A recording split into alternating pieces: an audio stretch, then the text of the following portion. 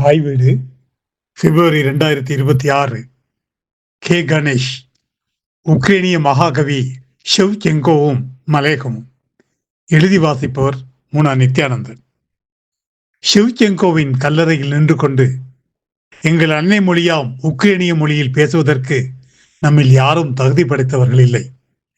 எங்கள் மொழியின் அழகும் வலிமையும் ஷெவ்செங்கோ ஒருவருக்கு மட்டுமே உணர்த்தப்பட்டிருக்கிறது. அவரின் மூலமாகவே எமது தாய்மொழியாம் உக்ரைனிய மொழியை இப்பெரு நிலப்பரப்பெங்கும் பிரகடனம் செய்யும் பெருமைமிகு உறுத்தினை நாம் பெற்றவர்களாகிறோம். ஷெவ்செங்கோவின் கல்லறையில் ஆற்றிய அஞ்சலி உரையில் பந்தலோமேன் கியூலிஷ் கூறுகிறார். உக்ரைனிய இலக்கியத்தின் காய்விய நாயகனாக போற்றப்படுபவர் தராஸ் ஷெவ்செங்கோ. நவீன உக்ரைனிய சமுதாய உருவாக்கத்தின் சிற்பியாக அவர் மிளிர்கிறார்.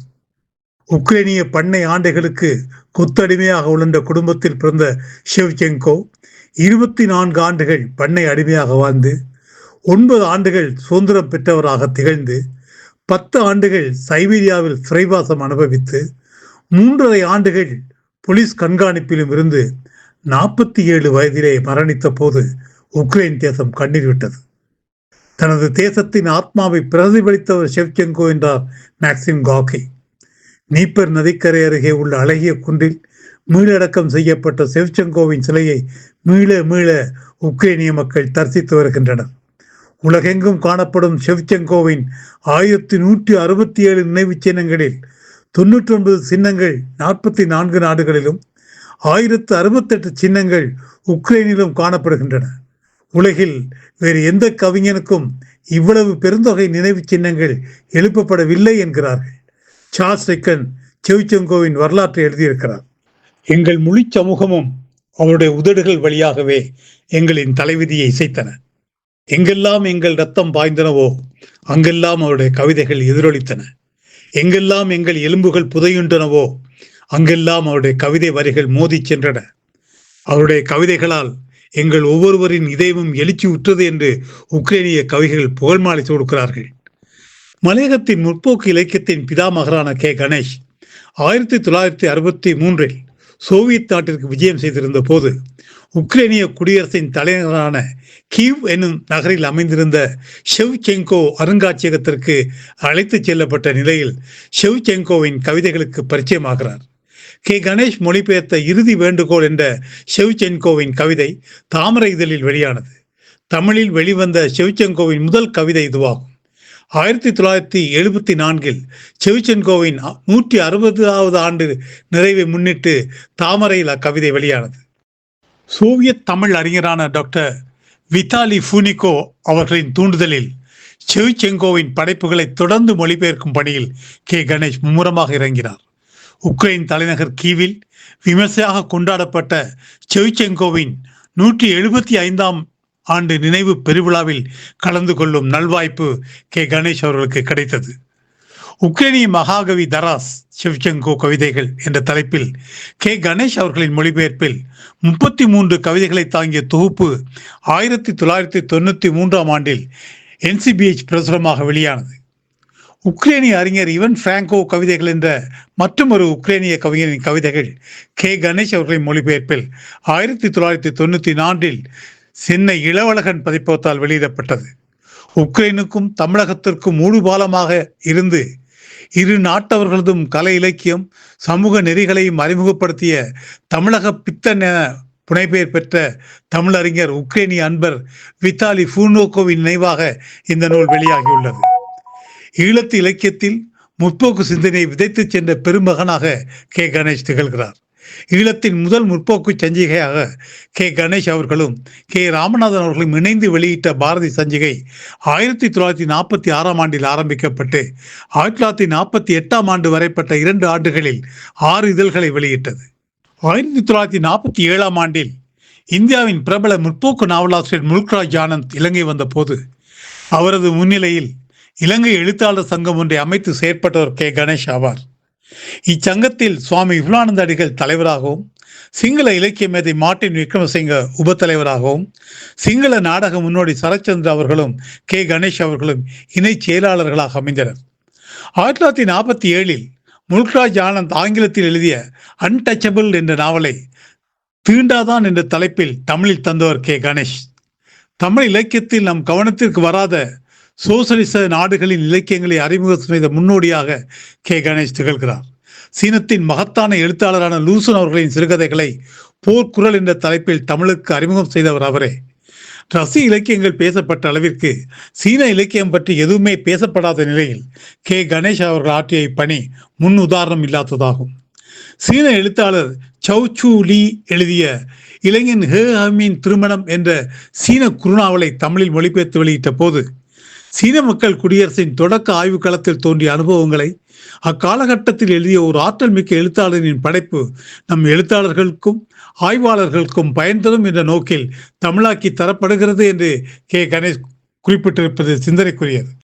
வியட்நாமின் தலைவர் ஹோச்சிமின் விடுதலை போராட்ட காலத்தில் சிறைப்பட்ட பொழுது பெற்ற அனுபவங்களை ஹோச்சிமின் சிறை குறிப்புகள் என்ற தலைப்பில் கே கணேஷ் மொழிபெயர்த்து வெளியிட்டுள்ளார். 5 வியட்நாமிய சிறுகதைகளை தொகுத்து மூங்கிற் பள்ளம் என்ற தலைப்பில் பிரசுரித்துள்ளார். பல்கேரிய ஹங்கேரி கவிதைகளையும் கூட கே கணேஷ் தமிழில் தந்திருக்கிறார். தமிழ் இலக்கியத்தில் கே கணேஷ் பயணித்திருக்கும் பாதை புதியது. நாம் என்றுமே கவனத்தில் கொண்டிராத தேசங்களின் செயற்பட்ட ஆற்றல் மிகு எழுத்தாளர்களின் படைப்புகளை சுவையான எளிமையான தமிழில் தந்திருக்கும் பணி அது.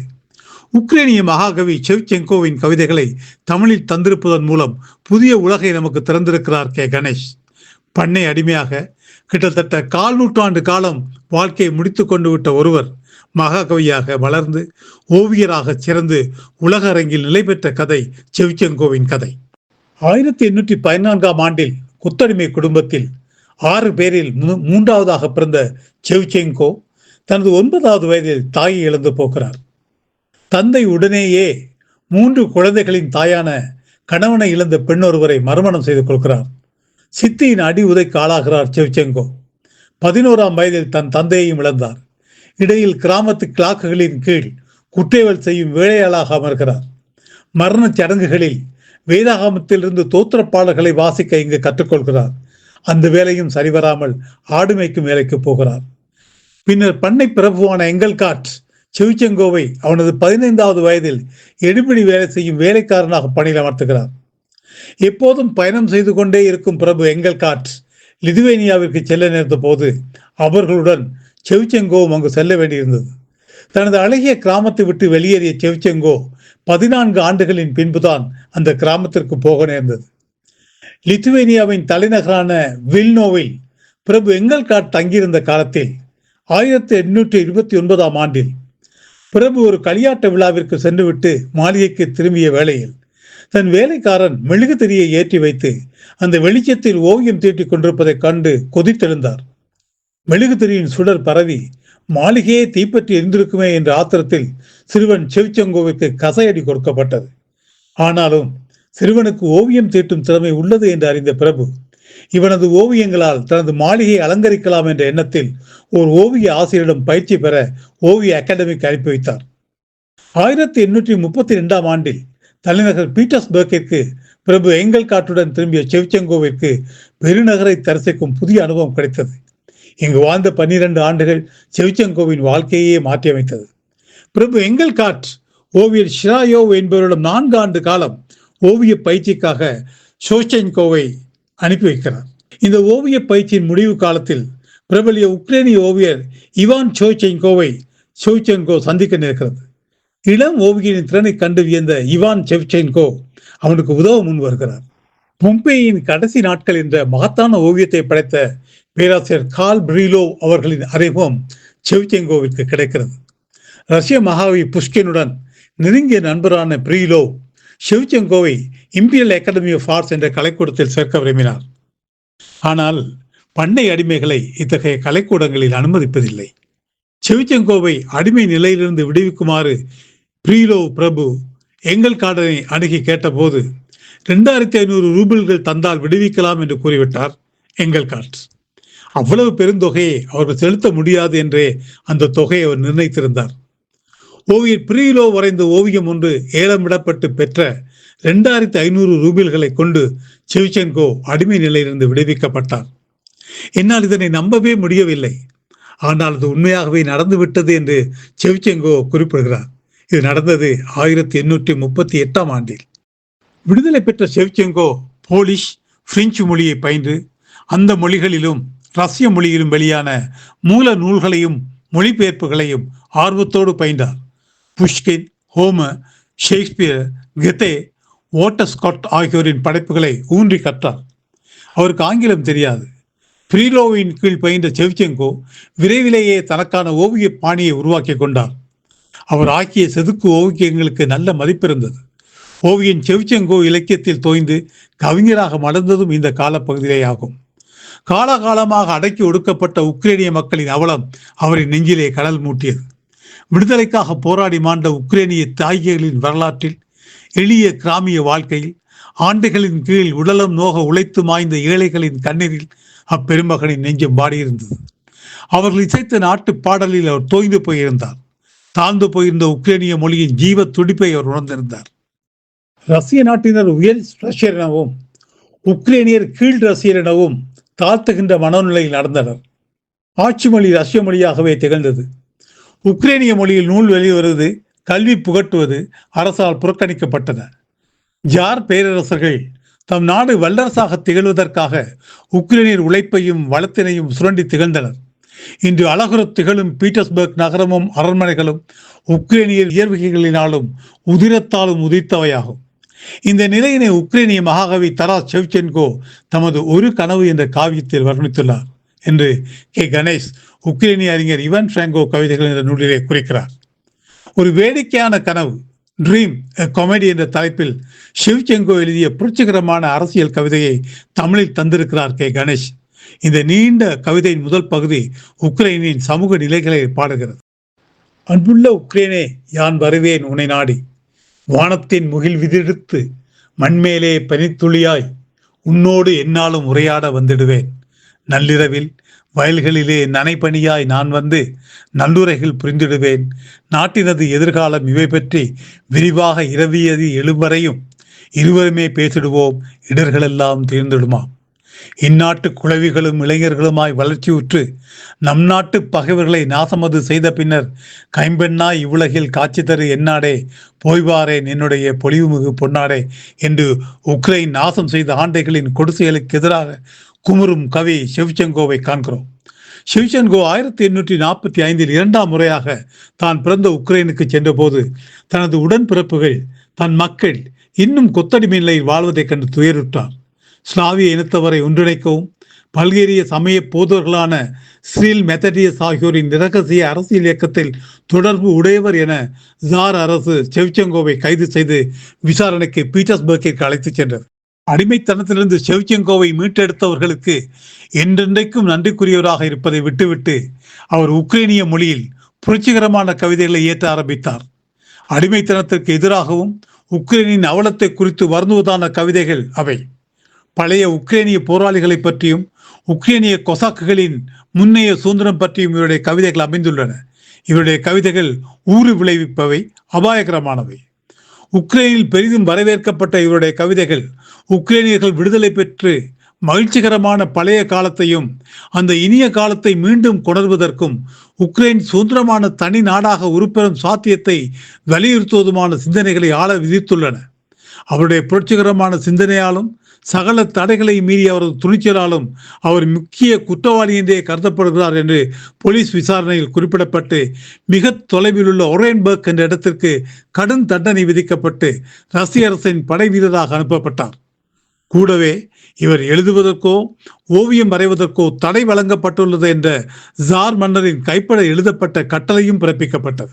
12 ஆண்டுகள் கொடும் சிறைவாசம் அனுபவித்த ஷெவ்சென்கோ முதலாம் நிக்கலஸ் மன்னனின் மறைவின் பின் 1857 விடுதலை பெற்றார். இருந்தும் காவல்துறையின் கண்காணிப்பு தொடர்ந்த வண்ணமே இருந்தது. சிறைவாச கொடுமையில் ஷெவ்சென்கோ உடல்நலம் குன்றியவராகவே தோன்றினார். விவசாயிகளை தூண்டி கிளர்ச்சியை ஏற்படுத்த முயல்கிறார் என்ற குற்றச்சாட்டில் ஷெவ்சென்கோ மீண்டும் கைதாகிறார். உக்ரைனில் குடியேறி குடிலமைத்து எளிய விவசாய பெண்ணை மணந்து அமைதியாக வாழ வேண்டும் என்ற அந்த மகாகவியின் எண்ணம் நிறைவேறவில்லை. 1861 ஆண்டில் தனது 47வது வயதில் ஷெவ்சென்கோ மறைந்தார்.